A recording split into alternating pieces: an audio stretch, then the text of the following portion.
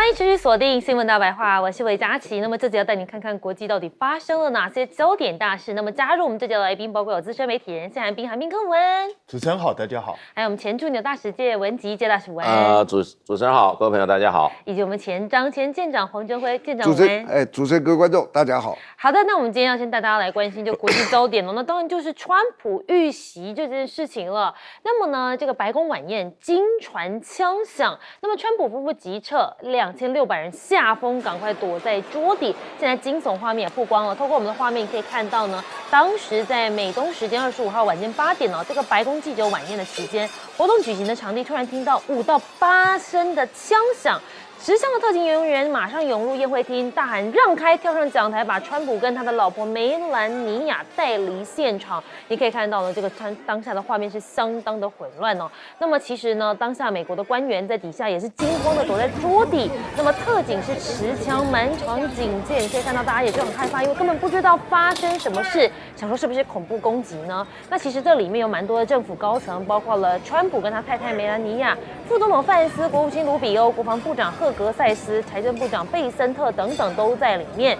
那么几乎都在里面。这样子的枪响发生的时候，很多人就说了，是不是锁定美国高层的宴会？很多人都会联想了，如果这个宴会真的发生什么事情，是不是就被一网打尽？那不就跟当时伊朗高层被全数歼灭是很像的场景吗？所以外界就开始质疑这件事情是不是细思极恐了。那么现在川普也不是省油的灯了，他也公布了这晚宴的枪击细节。那么他自己也讲到了，没有人告诉我当总统有这么危险，他总算亲身经历到了。但是被问到这个枪击事件是不是跟美伊战争有关的时候，川普说我不这么认为，但是呢，谁也说不准啊。这一次的事件呢，也不会阻止他来赢得伊朗的战争。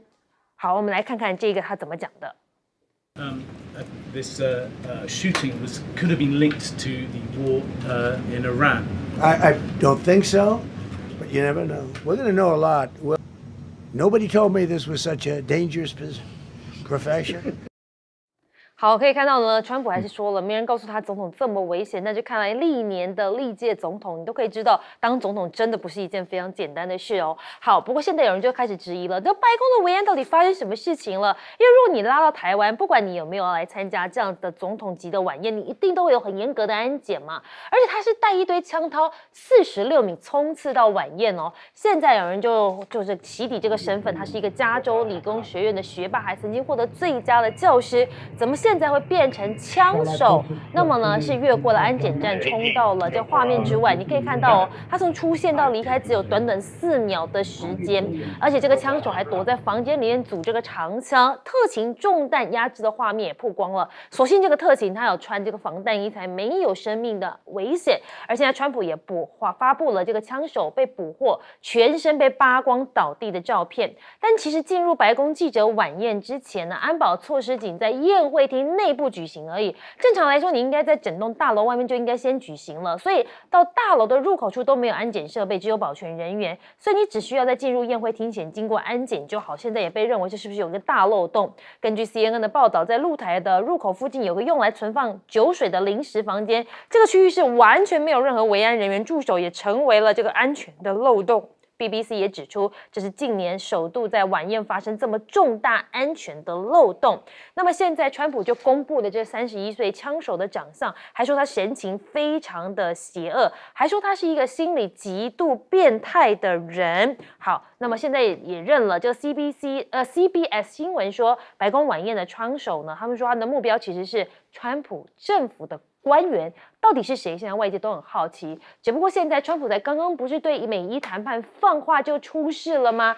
川普当时是怎么说？我们先来听听看。But there's no reason to wait 2 days, have people traveling for 16, 17 hours, and we're not doing it that way. We'll do it when they want. They can call me. We have all the cards. We've won everything.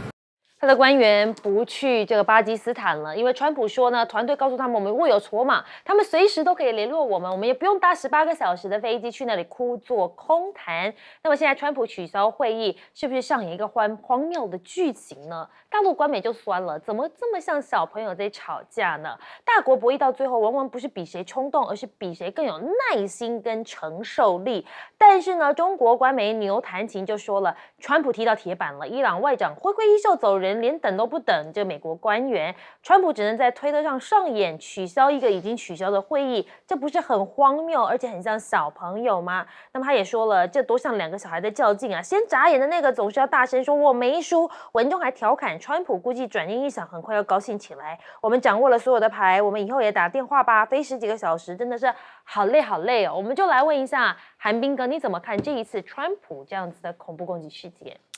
我想这已经是川普不知道第几次遭受袭击了。那这次枪手虽然没有得逞，但是能够混入这样的场所，而且身上确实藏有武器。那所以我想，这个美国的安检整个出了很大的漏洞。然后我想这是非常不应该的，因为大家都知道，川普其实很多人都对他有很不满的看法，所以他本来人身危险就是非常严重的一件事情。那现在还让人家能够摸到这么近，我觉得美国的整个特勤部门要重新检讨一下自己的疏失，而且这个地方也不是第一次来的地方，他们其实已经在这边每年都在这边举办，所以我觉得还会出这样的安检漏洞，这非常不应该。那你也看到现场，其实他们是很慌乱的，好像有点没头苍蝇一样，然后大家搞不清楚状况。如果你有看到现场流出来的影片的话，现场一大堆人拿着枪，然后东张西望，不知道枪手在哪里，然后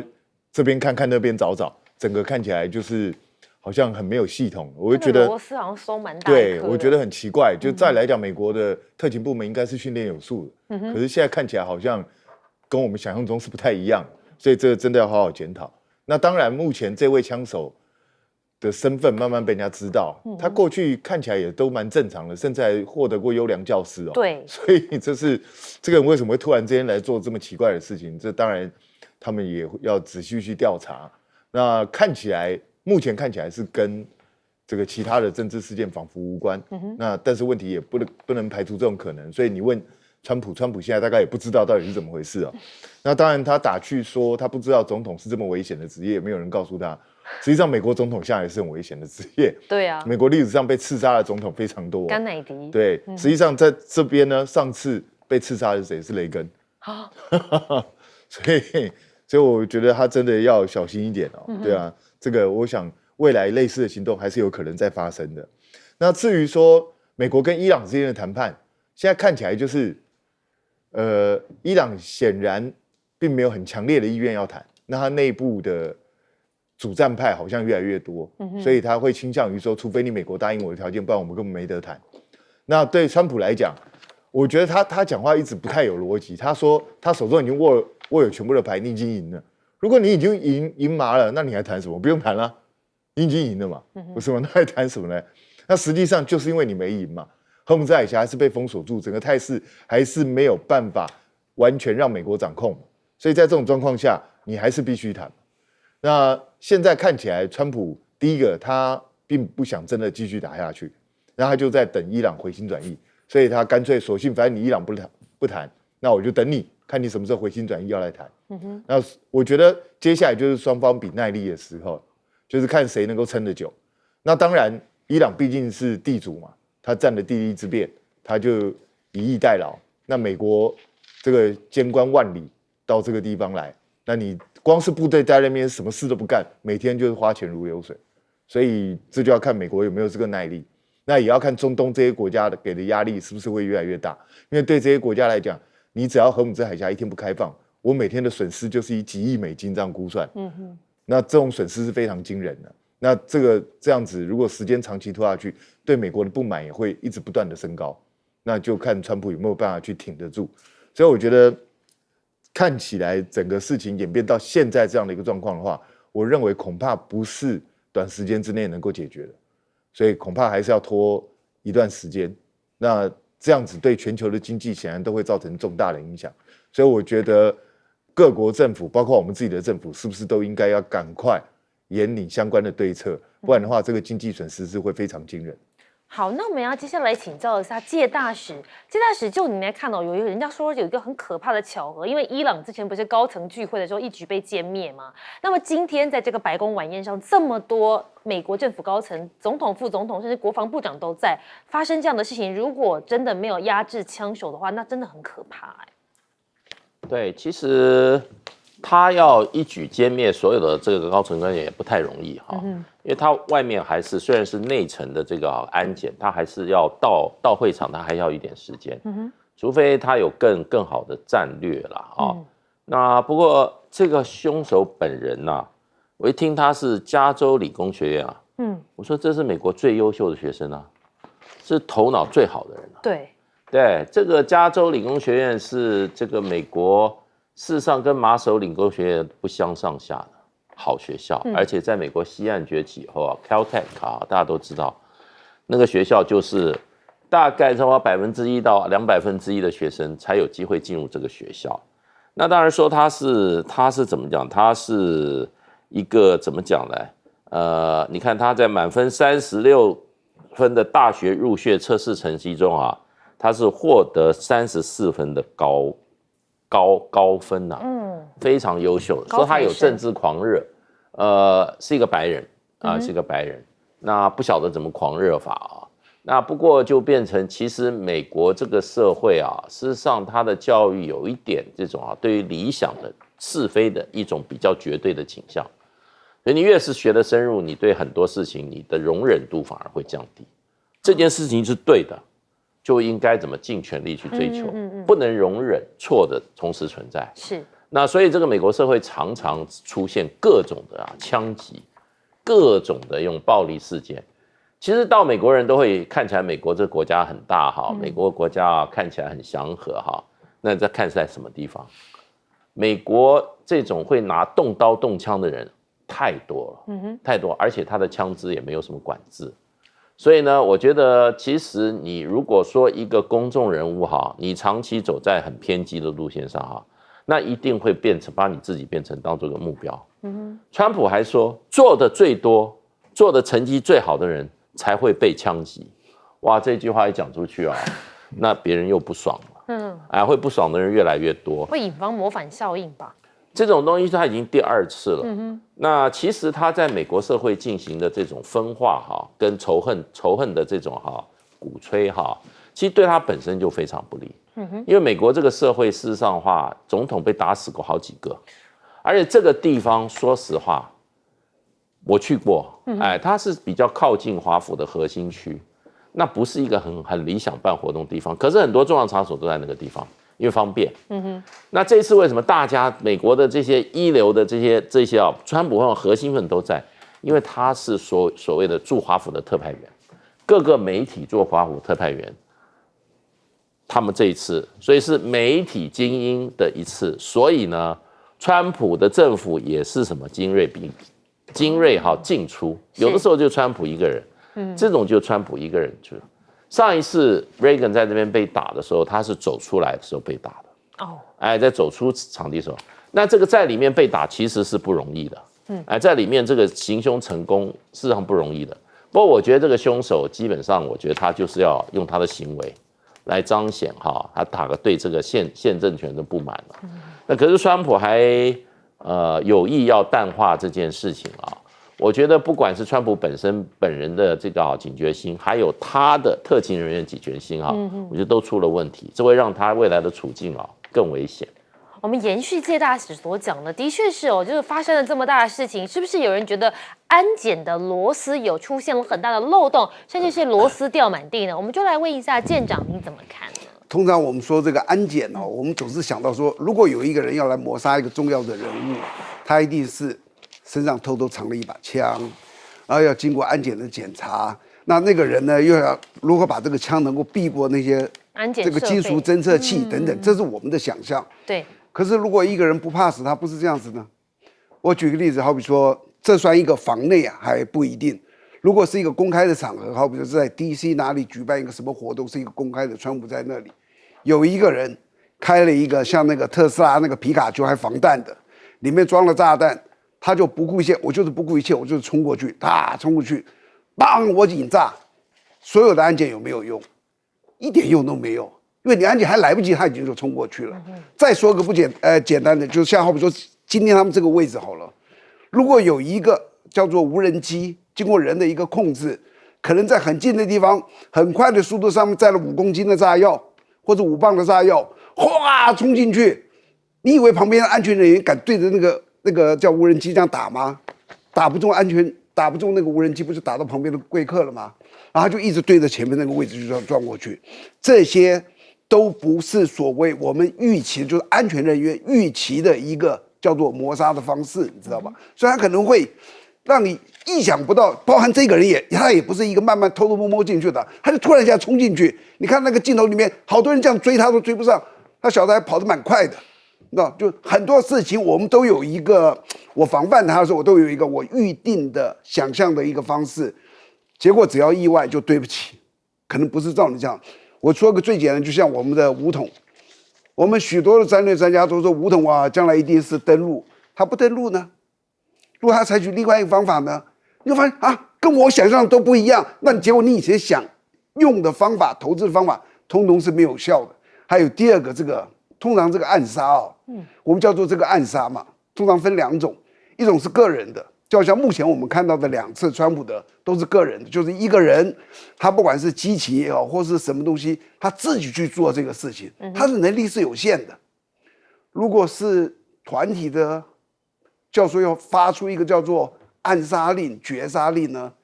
大家知不知道以前这个在英国有一个作家叫做普希尼，他写了一本小说叫做《撒旦诗篇》，然后侮辱到了这个穆斯林，就是伊斯兰的这个阿拉的神。结果当时伊朗的那个独裁者，就最高领导梅西尼吧，还没什么尼的，就下了一个追杀令。这个跟个人的暗杀是不一样的。个人的暗杀你要有一些激情，你要有一些可能不怕死，像这个那都是一个理想主义者，他是为了神我们去付出。结果这个人没有被暗杀，我说的这个普希尼啊，他2次杀他没有杀成，都让他造成重伤。但是日本有一个翻译的人去翻译这个书完毕，被杀掉了。所以如果我是川普，我告诉你我现在会想什么，你知道？不要做得太过分，凡事都不要过头。伊朗的这些神权的，最后觉得你太过分了，我们对川普发出了一个绝杀令、追杀令，不管你是不是总统，我可以告诉你，川普一辈子都睡不着。好，我们稍微休息一下，广告之后回来带您讨论更多的国际焦点。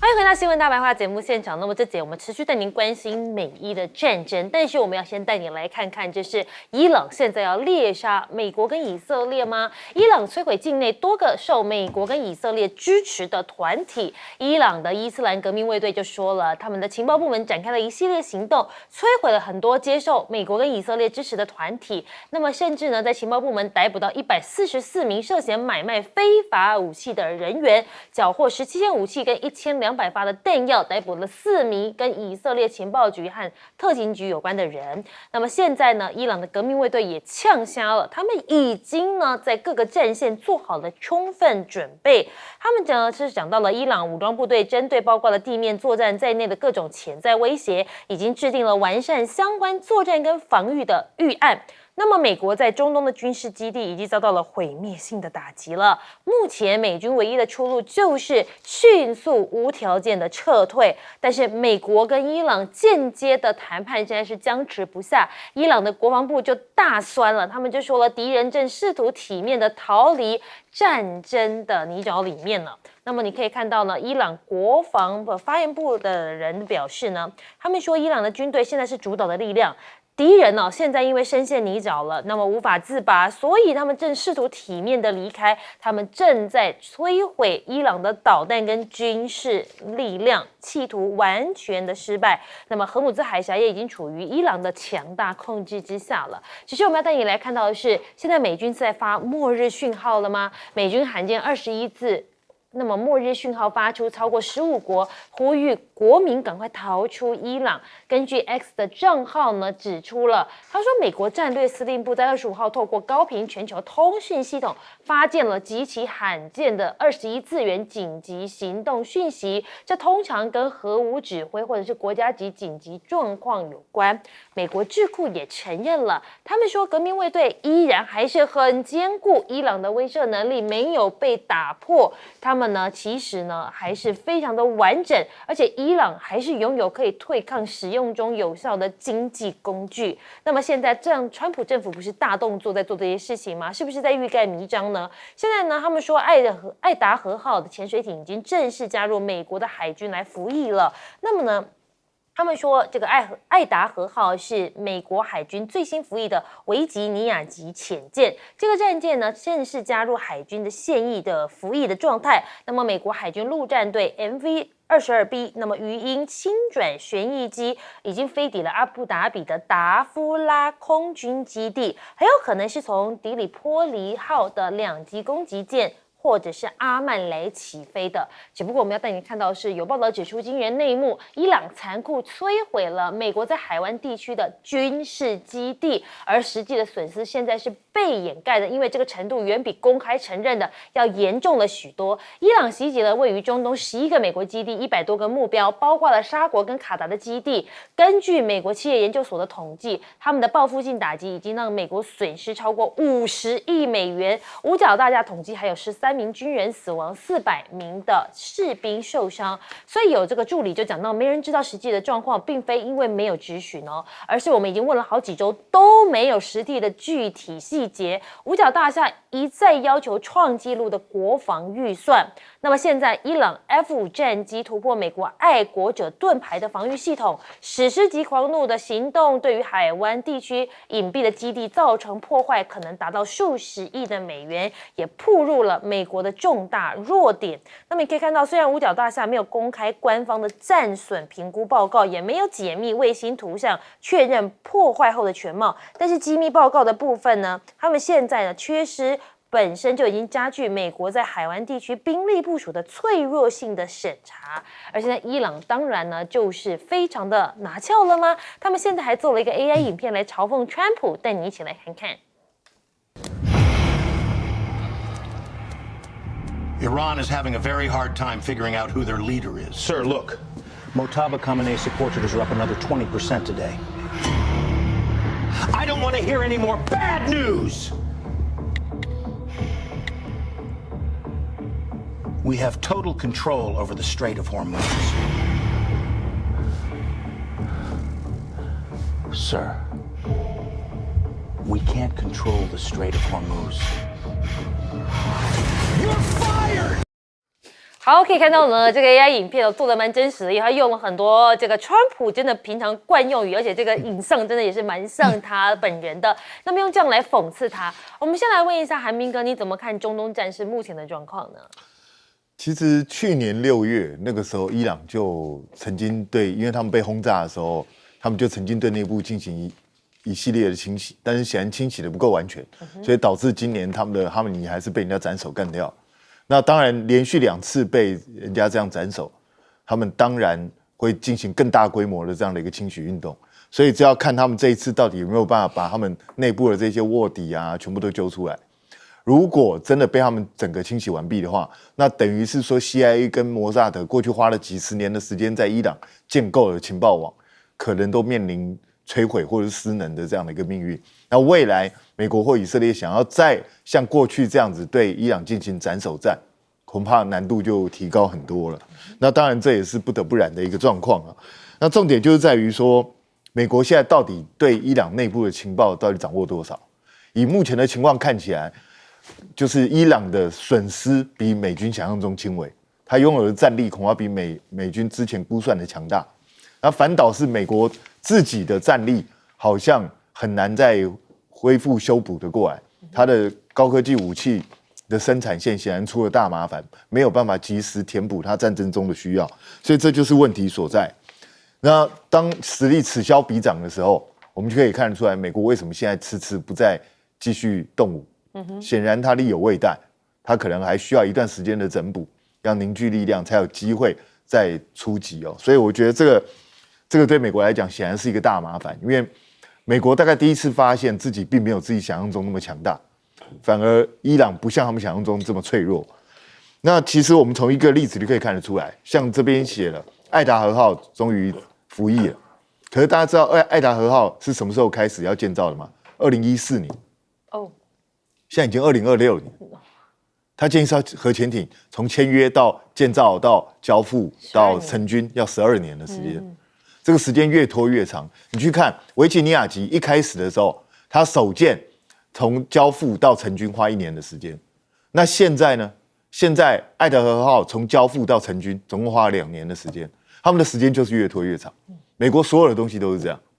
所以这个就是美国整个体系出了很严重的问题。它在生产建造的过程都拖得太慢，这不仅会造成它战力弥补上面速度太缓慢，而且其实你时间拖得越久，花的钱是越多的。哦，所以这些都对美国来讲都是大问题。他如果没有办法克服这些问题的话，他的实力恐怕没有办法增强，反而会逐步衰弱下去。那当然，这一次战争中，大家都知道美国在中东的基地被打得非常惨。对，虽然看起来账面损失好像不大，死了13个人，伤了几百人，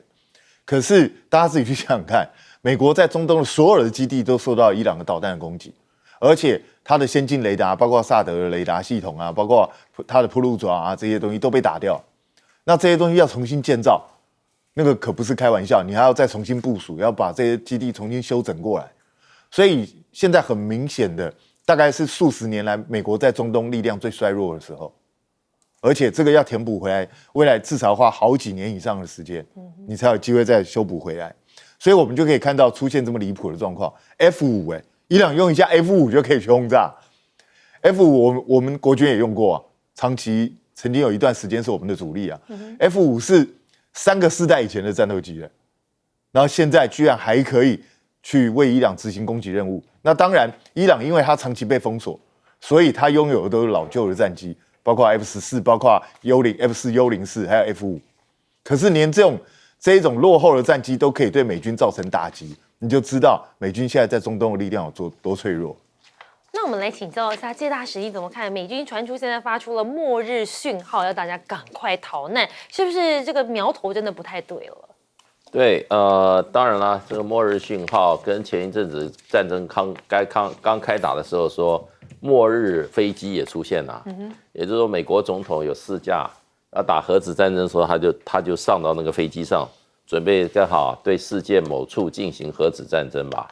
可是这类传言，我认为就是说我们还是要用现在的状况来看啊。其实川普现在的做法已经看出来，他是用军事压力来达成谈判的目标，所以看起来川普已经把他的重点放在哪里？放在谈判桌上，所以也被伊朗看出来，说伊朗就最后说我走人了，不玩了，对，反而在谈判桌上跟川普玩一样的把戏啦，所以这个是传出来是有这样子的一个讯号啊，当然就是说联想到可能要动核武啊，那不过动核武可能没有那么简单。而且说实上，在伊朗这种国家的话，你动核武，你如果打这个所谓他的首都的话，那几百万上千人的性命，川普要背这个性命吗？你记得当年美国的总统这个2次大战的时候，这个为了要做这个决定啊，他这个彻夜难眠啊，最后才决定。为什么？因为这个当时用原子弹的原因，因为他们得到一个军事报告。当时美国总统得到一个军事报告，什么报告啊？就是说，如果要对日本本土进行登陆作战的话，伤亡可能是数百万美军。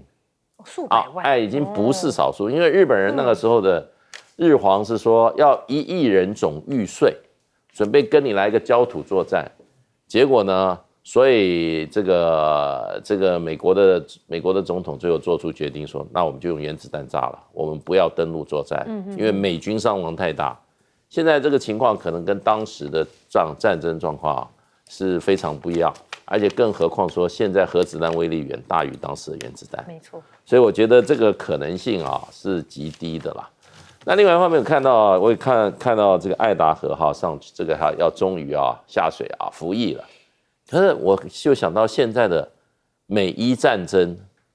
这个武器下去会改变美伊战争的结果吗？它可以解救目前被封锁的荷姆斯海峡吗？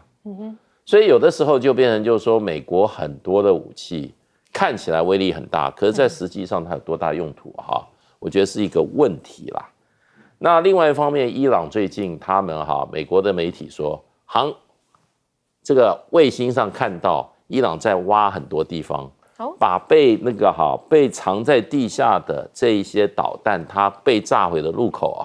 把它重新恢复。所以最乐观的估计伊朗有70%的战争开始到现在战争的数目现在还保留70%的这个飞弹，所以你看美国这个仗怎么打？哇，那不过讲到潜舰，我们一定要问一下舰长，你怎么看现在美军的军力部署？其实刚刚接大使有讲，就是加了这一艘潜舰，你知道它原来有多少攻击型的潜舰？40多艘啊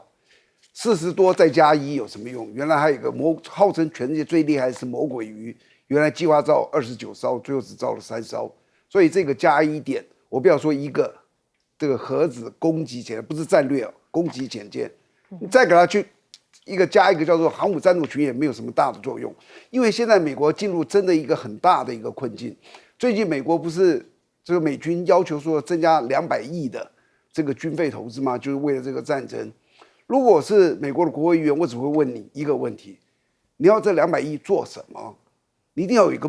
一个做法吧？就你的目标是什么？我要这个钱，我要去旅行，我要去吃一个大餐。你能不能告诉我，美军你要做什么？第一，他可能去做地面的行动，去打进伊朗吗？不是说他不能打进，而是这个只要打，那个死伤一定惨重，因为现在的这个防卫的火力又准，杀伤力是一个面的杀伤，你怎么可能去做呢？伊朗那个整个环绕的都是山，所以地面进去，我真跟你讲，我祈祷他去，只要他敢去，就是美国霸权衰败的开始。这一点我可以担保，因为他会死伤惨重，这是第一个。那你不可能做地面嘛？第二个，那你要做什么？轰炸。那你轰炸，你有没有炸弹啊？炸弹是有钱就有的吗？你的供应链供不上。就算你轰炸，这个伊朗其实所有国家对这个战争有一个想定。伊朗的想定是什么？你知道吗？第一，我一定要挨受第一击，因为我不可能发动战争去打美国，一定是他来打我，这是第一个。第二个，美国一旦动手，你看美国对那个伊拉克，前面40天连续轰炸了40天，把伊拉克几乎打得一片那个稀巴烂，所以他也想到将来有一天他对我，因为他就是远距离打击嘛，就是飞弹一直射，好比说战斧，他人不死，这是美国最拿手的。那如果是这样子的话，我们怎么办？所以他已经想好了怎么样去躲，怎么样去藏，他已经料到这些。那美国为什么损失这么重？美国一直以来都认为，谁敢打我，当人家真的打你，就知道你几乎没有防卫。这就是现在我们在中东战场上看得到，美军的损失反而非常的重。我说的是钱，伊朗的损失虽然打得很烂，但是钱不多。好，我们稍微休息一下，广告之后回来带你讨论更多的中东焦点。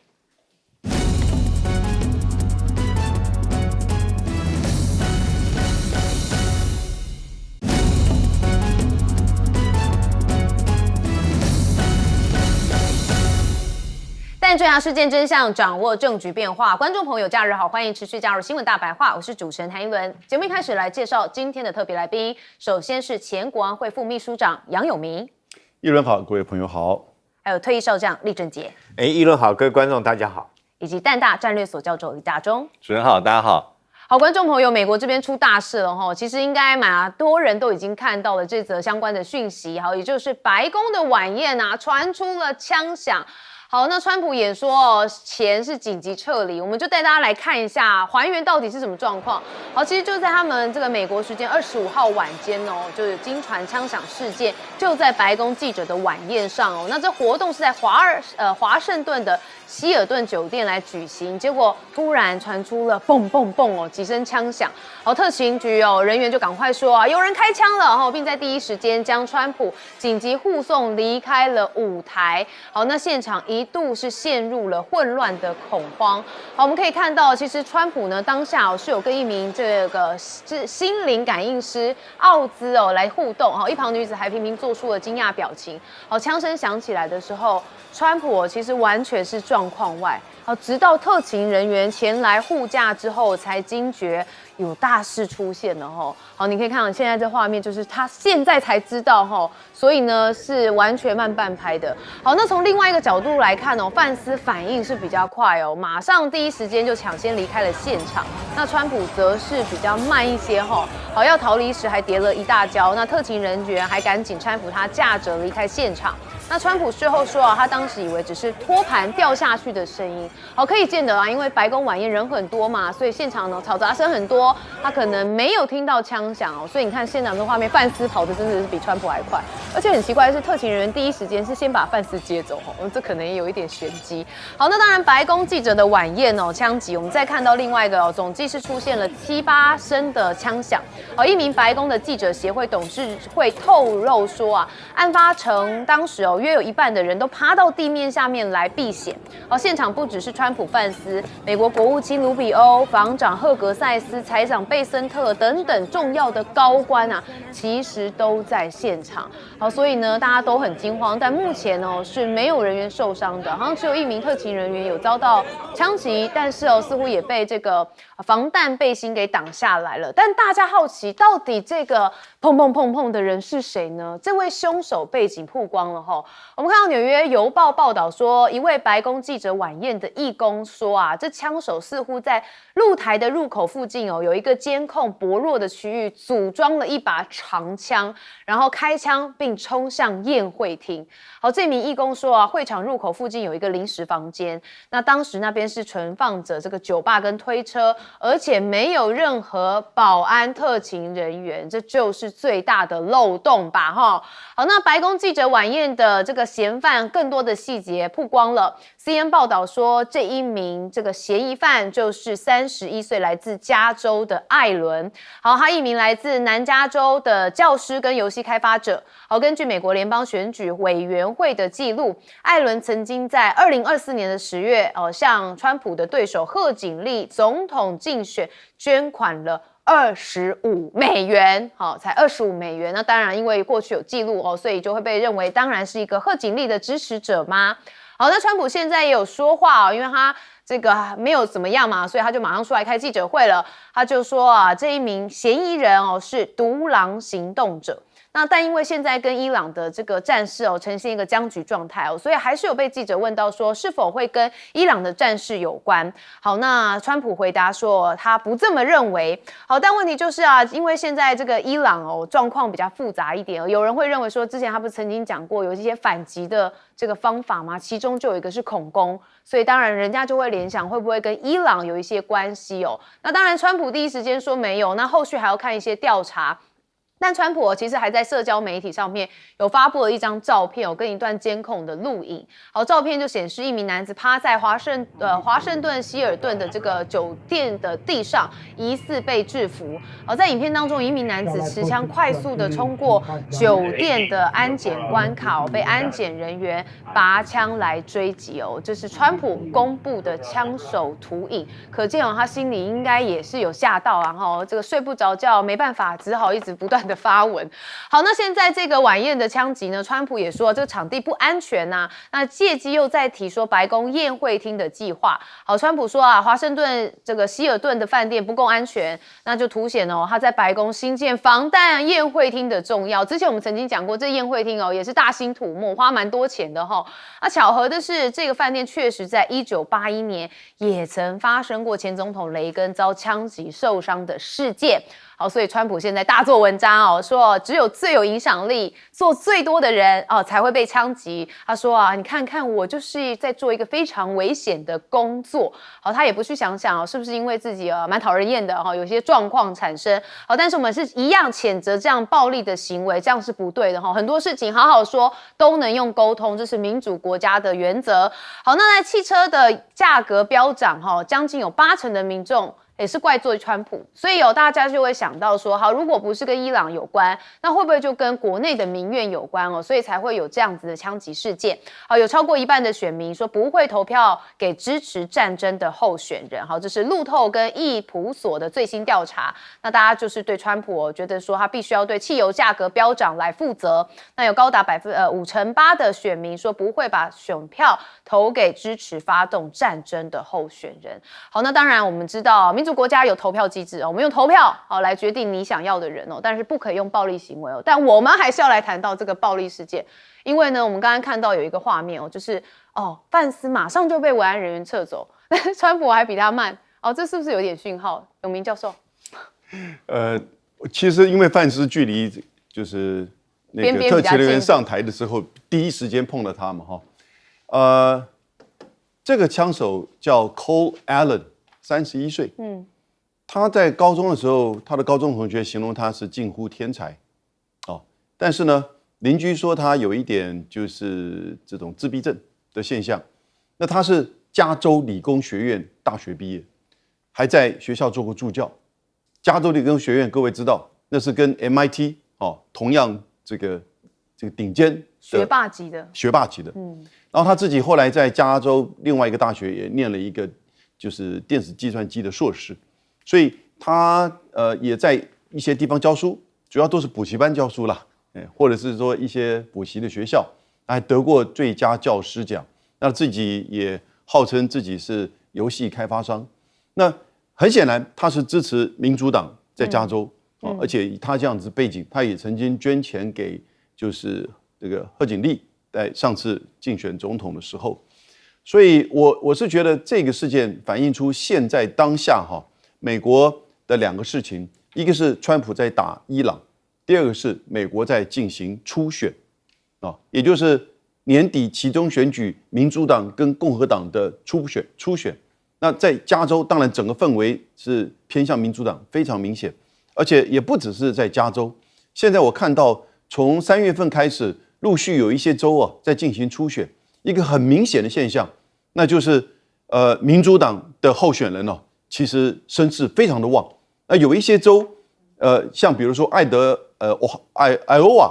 荷华州，他那个州长的候选人，因为年底除了就是435个众议员全部改选之外，也有34个参议员，然后呢，也有1/3的美国的州的州长。爱荷华州这是个很特别的州，因为它不大，但它在中西部。每次开票，它是第一个显现出来的这个州，所以大家把它当做一个指标。通常共和党占的优势比较强，这次也是共和党的这个州长。那但是呢，现在民主党的这个州长候选人领先12%，所以现在整个氛围美国的年底期中选举的现在2党的初选，反川普，还有反以色列，这很明显反川普跟反以色列的这个候选人，而且标榜的形成一种联盟，得到很强的支持。那当然，这个反以色列主要是认为美国东岸或者是美国政治人物都受到犹太集团的这个金钱影响，美国的军工产业以及媒体也是如此。那为什么这一次这么明显呢？那因为这个美国在进行跟伊朗的这个战争，而且输得很惨，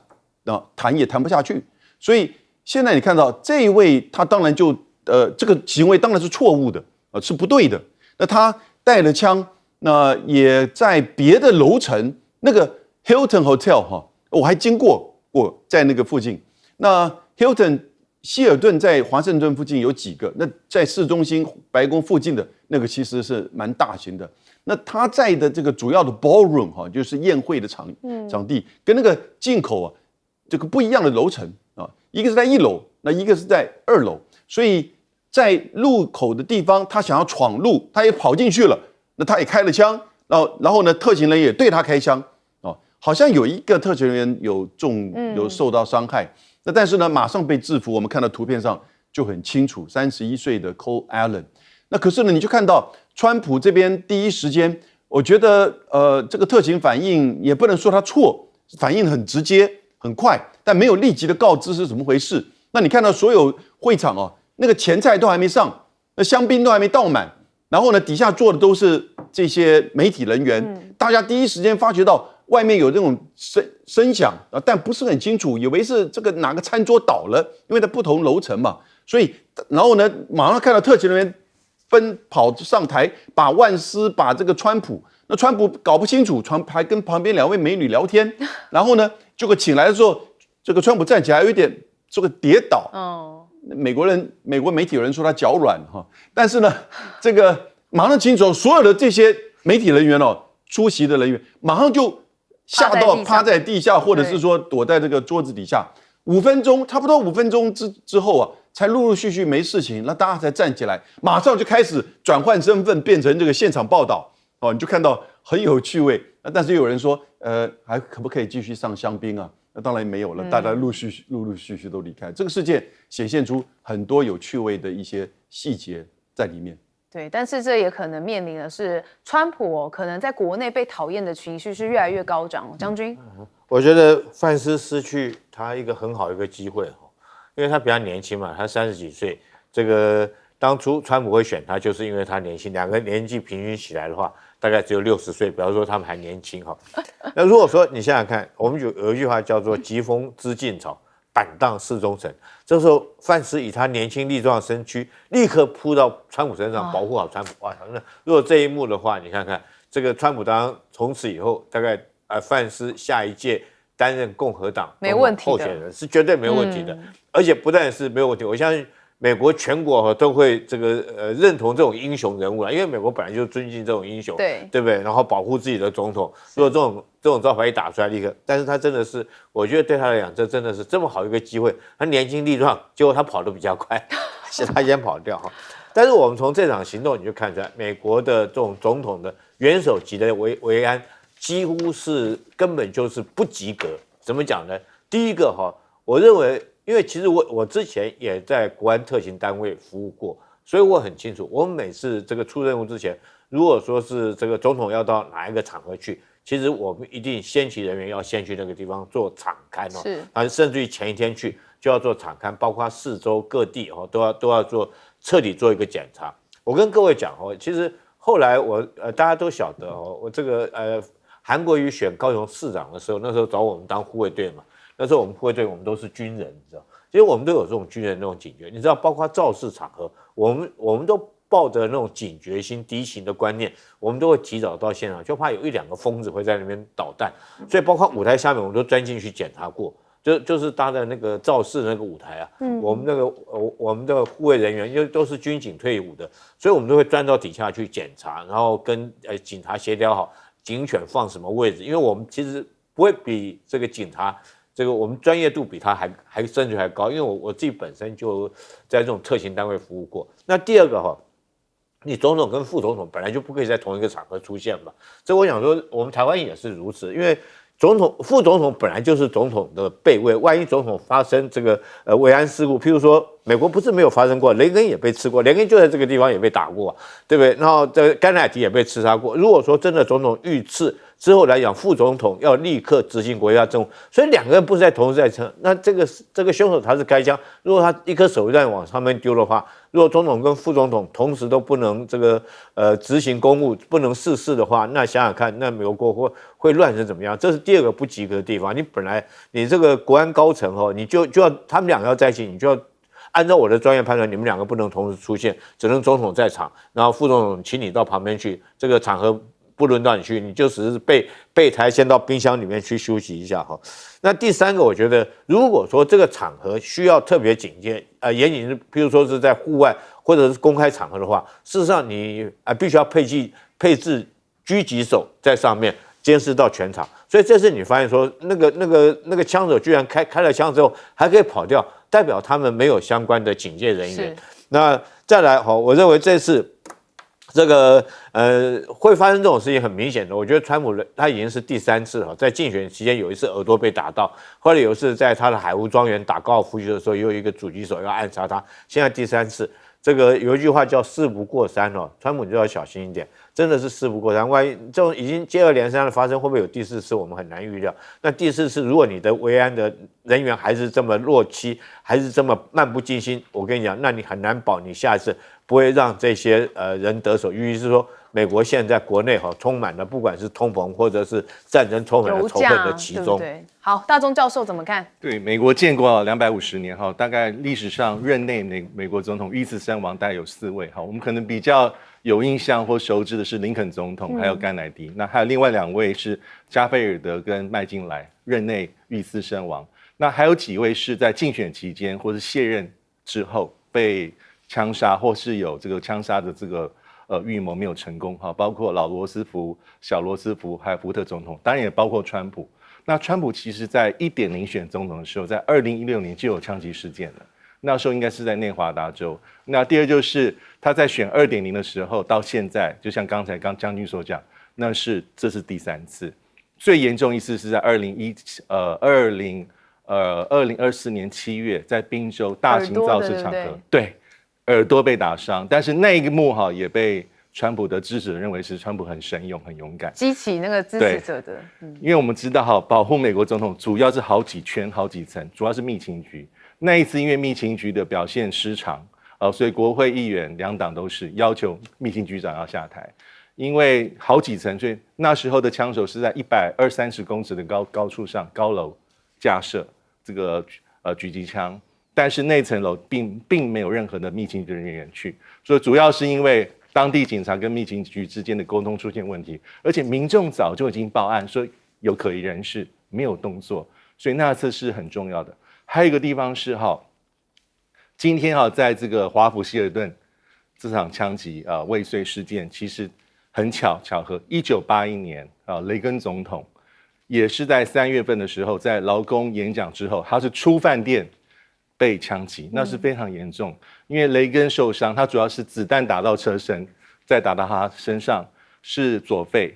部了，距离心脏2.5公分而已。而且当时包括1位密情局干员、1位华府的警察，还有自己的新闻秘书都重伤。那雷根是很险，因为还有一个有点插曲，就是雷根在推进去要麻醉手术之前，他对医疗的医生说：“我希望你们是共和党党员。”那时候，当时医生说：“我们今天全部都是共和党员。”他是大难不死，手术后来是成功的。所以这个密情局是非常非常的关键。那其实密情局我最后再讲一下，它基本上大概7-8千人的规模，它所有任务其实不只是保护总统、副总统现任，包括要保护卸任的副总统，还有各国元首到美国访问，也是他保护的范围。同时，它有一些主要的大型政党活动，还有大规模的经济犯罪、金融犯罪，也是他的职责里面。所以，他基本上是保护总统的第一线，包括随身、小圈圈、外圈圈，建立他的一个安全维护，最重要的关键。但是，的确这么多的一些事件，可能有一些内部的检讨。对，所以维安的部分恐怕接下来会再检讨。当然，我们还要带观众朋友来看因为看到川普他现在这个深陷在可能有的风暴当中。另外一件事情就是跟伊朗的谈判好，也就是跟伊朗之间到底有没有对话？现在伊朗是拒绝直接跟美方对话，而且代表团已经离开了巴基斯坦。好，那伊朗的外长阿拉奇24号就抵达了巴基斯坦但伊朗外交部发言人表示说阿拉奇跟巴基斯坦的高官会面，但是没有计划在巴基斯坦跟美国的官员直接会面那伊方的观点将透过巴方转达给美方来知道。好，伊朗的外长在会完巴基斯坦的总理之后就离境了。好，那现在川普怎么讲呢？大家都会好奇川普的态度嘛。川普就说你已经通知原本准备起防的团队不用出发了我说不，你们不用搭18个小时飞机过去去，说我们手中有所有的筹码，他们随时都可以联络我们没有必要让代表团长途飞行之后枯坐空谈。好，那现在媒体就有问到川普就进一步说那昨天到今天的状况有没有什么改变呢？川普说什么都没变但是伊朗有交给美国的提案应该就更好当我取消行程不到10分钟，美国我们就收到了一份新文件这内容比原先好很多。请假无亚宝到底是真的还是假的好，那伊朗1周前已经取消了所有跟美国的进一步和平谈判，但现在川普好像是那种恐怖情人被分手的情人，现在面子挂不住，一定要讲说我们还收到了一份新文件好，那当然伊朗外长将再次的访问巴基斯坦，我们把时间点还原给大家看24号这一天他们的外长阿拉奇出访巴基斯坦，白宫也宣布美国谈判代表在25号的时候要启程，结果阿拉奇在25号离境巴基斯坦，过没多久川普也取消了这个美国代表的行程，那在25号晚间阿拉奇到达了阿曼。好，26号晚间预计阿拉奇要再抵达巴基斯坦访问。那现在大家就说看起来整个是完美错开这时间点这抓的蛮刚好的好，那当然美伊的间接谈判僵持不下，现在伊朗的国防部也算说敌人正试图体面的逃离战争的泥沼，也就是说美国啦，我们不是一直讲说他要这个设台阶让自己下车吗？他现在伊朗的国防部也有觉得是这样子的味道。好，那川普取消了会议，是不是上演了荒谬剧呢？现在中国大陆官方有酸我们看到就是牛弹琴一针见血的评论。他怎么说他说川普就是踢到铁板。伊朗外长呢挥衣袖走人，连等都不等美国官员，所以气得川普还在 Twitter 上面演这个取消一个已经取消的会议他说这是荒谬大戏。他说现在多像2个小孩子在较劲先眨眼的那个总是要大声说我没输现在美国确实就是这样，一开始就这样嘛，说我们赢麻了就代表他们没输，但是可见伊朗现在也打不下来，那就是知道谁没输好，那目前看到了赫姆兹海峡还是一个美伊现在最僵持不下的问题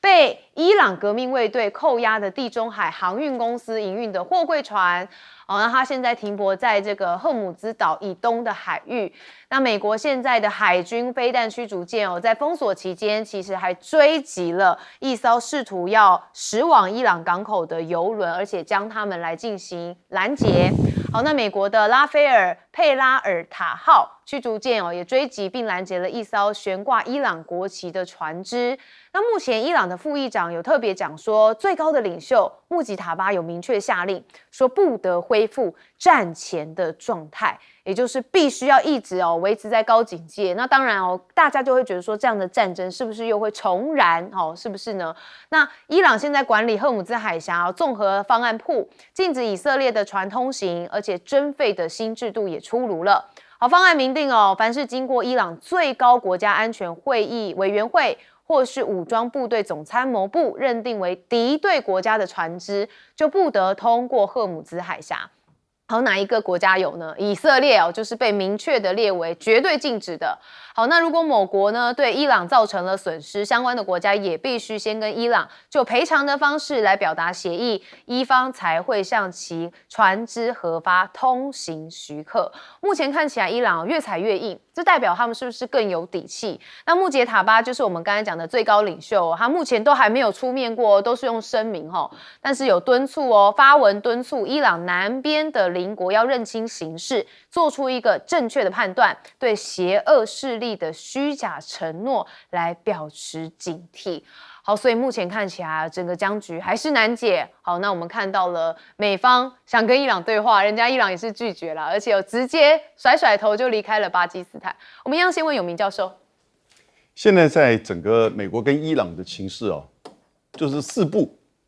不战、不和、不谈、不停，大概就这个情况。那会维持多久？那现在大家担心，如果这个情势一直到夏天，就大概如果进入到6月，再延1个月以上，那这个油价起码会到达110到120。现在布兰特原油的价格已经来到105块，因为这个周末他们本来以为第2回合可以有一些接触，就没有想到又是某种程度的虚晃一招。但这个虚晃其实也代表着双方还是在测试底线，双方也还是在对对方做极限施压，因此情况都没有在做任何的和谈，当然也没有再继续的升高情势交战，也没有在做任何的停滞或者是这个退后，所以有点真的就是两强僵局。我讲两强哦，因为在这个区域。现在伊朗已经变得是可以跟美国去匹敌的，你从军事战争到现在，那当然因为它的损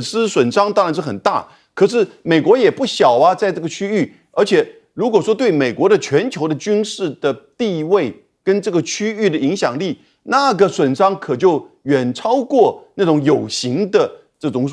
就是说战争上的这种损害，所以美国现在也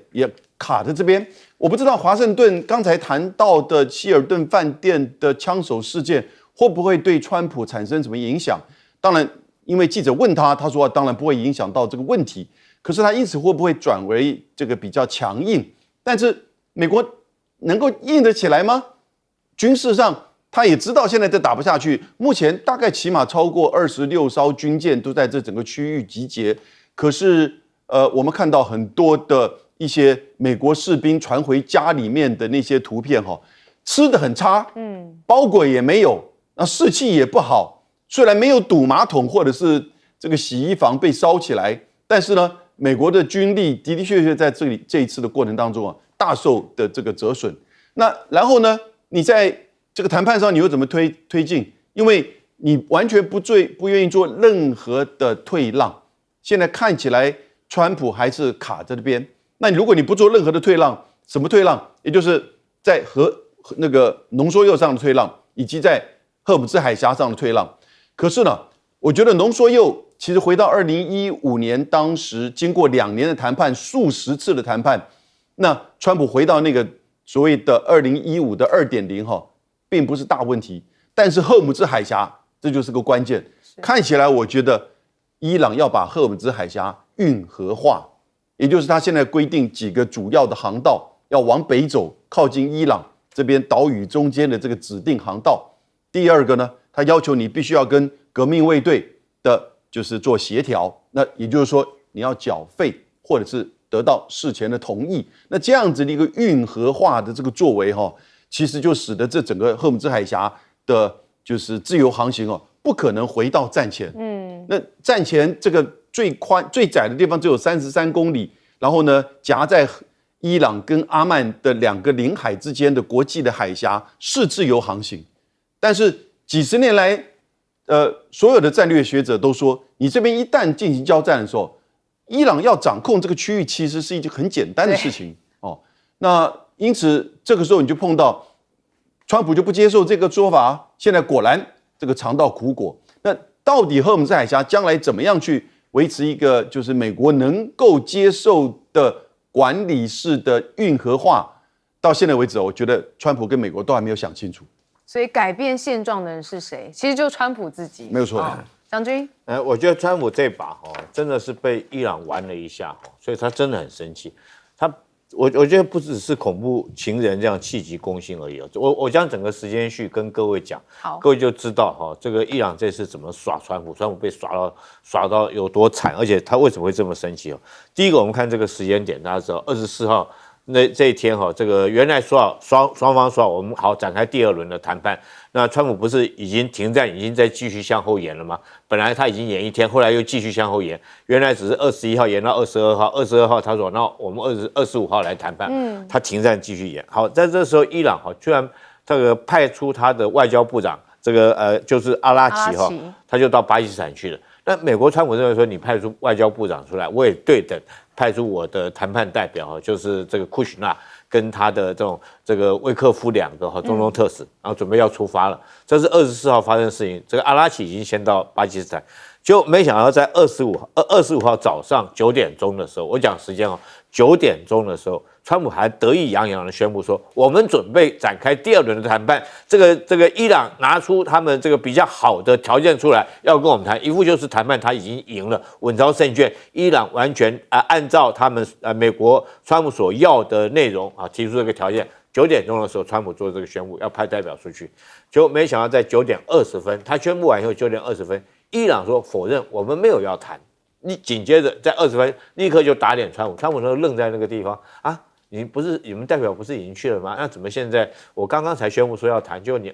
才过20分钟你就打脸我？那时候川普还在犹豫，还在打听这个讯息是真是假，是不是伊朗又放什么烟幕弹怎么样？就没想到在这个时候。这个阿拉奇居然坐飞机，坐着这种巴基斯坦替他安排的飞机到阿曼去了。谈判代表都走了，怎么可能谈呢？所以美国川普是在25号的下午的时候，他在下午的时候宣布说取消会谈，说人不用去了，这个不用白坐15个小时的飞机，是在25号下午，就是说阿拉奇已经离开了，就是伊朗的谈判代表，外交部长已经都离开了。川普才认清说，哦，原来你真的不想跟我谈，然后这时候他才被迫宣布，为了保留面子，还特别想说，这个就是我们这边所讲的嘛，就是川普还讲说，这个我们不用浪费那个时间，不用做18个小时等等去了，结果没想到这个川普讲说我们自己的代表不去之后，这个阿拉奇又回到巴基斯坦，是不是就是很明显的摆明了就是耍川普这个就是。整个来讲是玩弄川普一回合了。等到你打完你耳光之后，你宣布不去的时候，我又回到这个巴基斯坦去。但是为什么我讲这个？其实这整个过程对整个美国跟伊朗的战争其实是非常，我们从这个谈判的过程之中看到伊朗这样子耍川普，我们就知道其实伊朗在战场上面应该是不会去弱势的。为什么？我们经常讲一句话嘛。这个你在谈判桌上面你想要的，你必须在战场上面也获得。如果你战场上面没有得到，你不要休想要在谈判桌上面得到。那阿拉奇会在谈判桌上面在这个巴基斯坦如此的耍弄川普，可见了他在战场上面绝对有他作战制胜的一个底气在，他才敢这样子耍川普。好，大钟教授怎么看？我觉得目前来说谈判也陷入一个比较像是一个僵局但我认为双方其实都想要谈，即便是伊朗也是如此因为如果是以美国的官方的讲法，他到目前为止大概有伊朗的船曾经要突破因为美国目前是控制所谓的这个包括像是阿曼湾还有阿拉伯海，美国大概有让37条伊朗的船掉头，但我要这样说就是因为这荷姆斯海峡，美国没有办法按照他一开始的计划，好让这个航道能够打通，这道理非常的明显。所以美国现在用的方法就是他在外端，在阿拉伯海、阿曼湾也做出他所谓的这个封锁伊朗的这个船只出去，所以现在变成是一个双重僵局。我们如果回顾一下，在第一次谈判的时候，其实伊朗方面也是谈判精锐是进出的，他甚至有包括一些谈判人员是可能会跟。这个要求美国要解除对伊朗的这个金融经济制裁相关，我认为双方都有诚意。不过现在大家都有里子跟面子之争，看谁能够撑得会比较久所以应该是说目前的谈判代表，我觉得伊朗跟美国可能就是一种谁先不愿意都不愿意低头但是伊朗的这个相关的官员还是会愿意到这个巴基斯坦，还是有些沟通。那美国现在是暂时的这个所谓的暂时的断掉，其实就是如此。那为什么？我觉得关键就是美国没有办法确保所谓的这个海峡能够被打通。原因很简单因为在这海峡里面，其实这个航道是非常非常窄那这个伊朗其实可以透过还是透过它的小艇。甚至是无线电的喊话，会逼迫这些想要出去航道这些各国的船只掉头。从这一阵里面看到非常非常多相关的一些例子，就是他们希望能够出去，但是受到这革命卫队的一个警告之后，他们就掉头走掉，代表说看起来美国已经对这个比如说包括沿岸的伊朗的这个各式各样的军事的基地做了很充分的打击，但是你是防不胜防，而且没有办法做到滴水不漏，因为在这个沿岸里面，伊朗还是有可能部署它所谓的小艇、各种各样的快艇，能够去做骚扰，而且这些所谓的大型的邮轮，它的动作是非常非常缓慢的，所以当它被伊朗的这个警告之后，革命卫队，即便是它受到损害可能非常的轻，他也不敢贸然的通过。但美国现在做的地方是，那我就对你双重施压，所以现在是一种双重的对对方的一种封锁的行为。美国中央司令部说哈，到目前为止4月26号，他自己说他在让37艘伊朗的船掉头。或是有几艘是被他扣押，他可能没有办法做到说滴水不漏，但他至少他是认为说，我用这样的方法去平衡你，而且如果你不让步，我也不让步。现在僵局就已经产生。我要再讲一次，我的判断是双方都有上谈判桌的意愿，但伊朗有他的底气，因为反正他已经到这个地步。对，但他如果再继续这样下去，我认为对伊朗也是有些影响。从第一次伊朗派出的谈判队伍也是精锐尽出，但现在双方就陷入里子跟面子之争，川普两个都要，伊朗何尝不是如此？